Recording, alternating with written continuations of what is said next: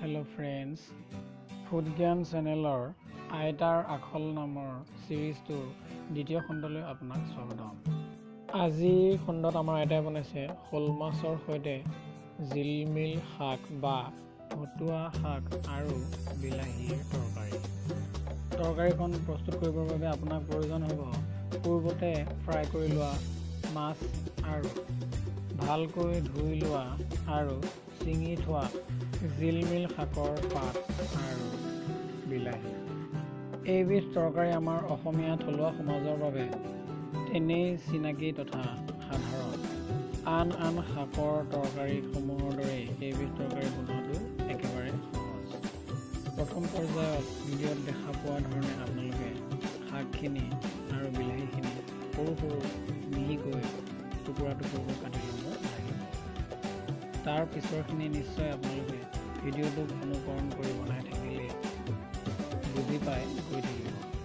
ভতুৱা শাক বা জিলমিল শাক খাবলৈ অত্যন্ত সোৱাদ হোৱাৰ বিপৰীতে এই শাকৰ গুণ বহুতো, যিবোৰ সম্পৰ্কে আমাৰ বহুতেই হয়তো জ্ঞাত নহয়।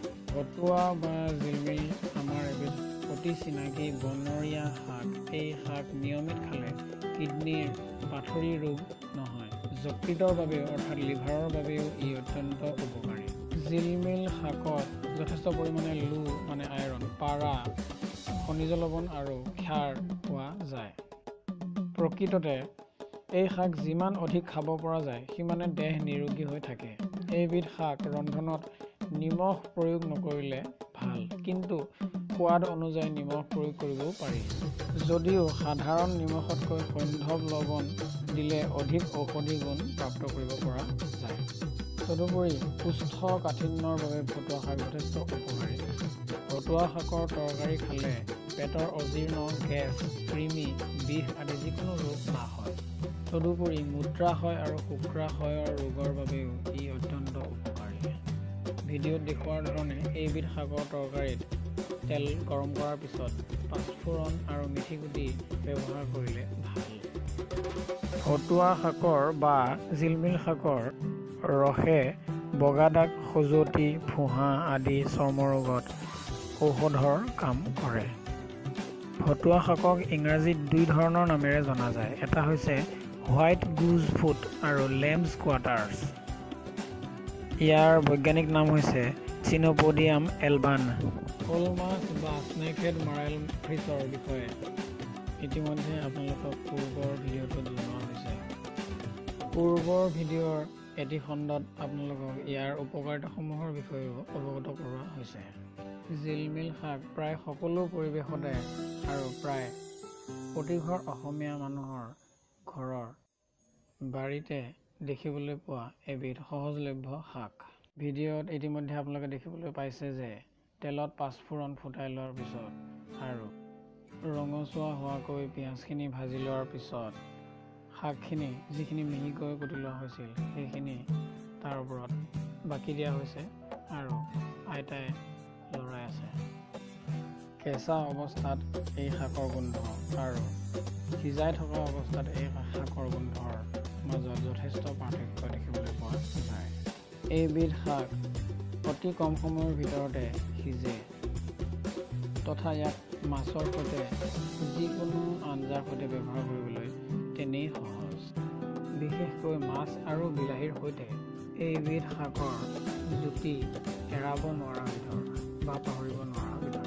সেয়েহে এইবিধ শাকৰ সৈতে মাংস বা কণী বা পনীৰ আদি খাদ্য ৰন্ধাৰ বিফল প্ৰচেষ্টা নকৰাই ভাল বুলি মই ভাবোঁ। কিয়নো সেই ধৰণৰ জুতিয়ে আপোনাৰ তৰকাৰীখনৰ সোৱাদ কিছু পৃথক আৰু পাহৰিব নোৱাৰা বিধৰ কৰি তোলাৰ সম্ভাৱনাই অধিক। আৰু পাহৰিব নোৱাৰা কথাষাৰৰ অৰ্থ হৈছে বুজিছেই আৰু চাগে, শাকখিনি সিজিবলৈ ধৰাৰ লগে লগে বা আৰম্ভ কৰাৰ লগে লগে আমি মিহিকৈ কাটি লোৱা বিলাহীখিনি ঢালি দিব লাগিব। এতিয়া প্ৰশ্ন হ'ল, শাকখিনি সিজিবলৈ ধৰিছে যে আমি কিদৰে গম পাম? দুই ধৰণৰ কথা আপোনালোকে লক্ষ্য কৰিব লাগিব। প্ৰথমটো হৈছে ৰঙৰ সামান্য পৰিৱৰ্তন আৰু শাকৰ ভিতৰৰ পৰা নিৰ্গত হোৱা পানী। বহুতে শাকৰ তৰকাৰী বনাওঁতে শাকখিনি সোনকালে সিজিবৰ বাবে আগতীয়াকৈয়ে নিমখ দি দিয়ে, যিটো ভাল নহয়। ই যথেষ্ট সোৱাদৰ পাৰ্থক্যৰ বা তাৰতম্যৰ সৃষ্টি কৰিব পাৰে। শাকৰ সৈতে বিলাহীখিনি আধা মিহলি হ'বলৈ ধৰোঁতেই আমি কিছু পানী ঢালি ঢাকোন দিব লাগে। এতিয়া আপোনালোকে দেখিবলৈ পাইছে যে বিলাহীখিনি কিদৰে প্ৰায় সম্পূৰ্ণৰূপে শাকৰ সৈতে মিলি পৰিছে।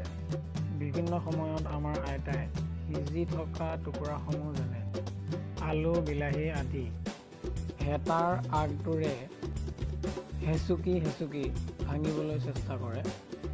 পানী দিয়াৰ পিছত শাক আৰু বিলাহীৰ মিশ্ৰণটো সিজিবলৈ ধৰাৰ ঠিক পিছতেই আমি মাছখিনি দিব লাগে। তাৰপিছত পুনৰ পানী ঢালি এটা জোখত দিব লাগে। মনত ৰাখিব, পানী এই মুহূৰ্তলৈকে আমি দুবাৰ ঢালিছোঁ।